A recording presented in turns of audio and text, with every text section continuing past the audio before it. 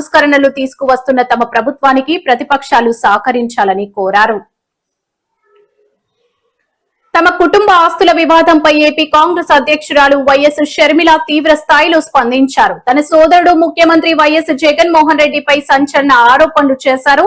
వివేకానందరెడ్డి హత్య కేసును పక్కదారి పట్టించేందుకే వైసీపీ నేతలు ఆస్తుల వివాదాన్ని తెరపైకి తెస్తున్నారని మండిపడ్డారు.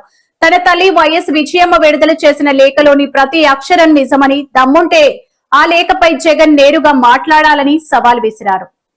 ఆమె మీడియా సమావేశంలో మాట్లాడుతూ వైసీపీ నేతలపై అత్యంత ఘాటు వ్యాఖ్యలు చేశారు. వివేకానందరెడ్డిది హత్య అని, తాను నిజం మాట్లాడటమే నేరమైందని షర్మిల ఆవేదన వ్యక్తం చేశారు. నిజం చెప్పినందుకే నాపై ఇంతగా విరుచుకు పడుతున్నారు. వివేక హత్య కేసులో సాక్షి మీడియా 7 గంటల పాటు గుంటపోటు అని ఎందుకు ప్రచారం చేసిందో చెప్పే ధైర్యం వైసీపీ నేతలకు లేదన్నారు.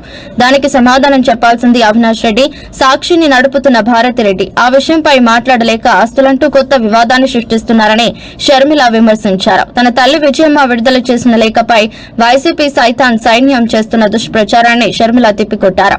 ఈ ఆస్తుల వివాదం పూర్తిగా వ్యక్తిగతమైనదని, దీనిపై మాట్లాడాల్సింది జగన్మోహన్ రెడ్డి అని షర్మిల అన్నారు.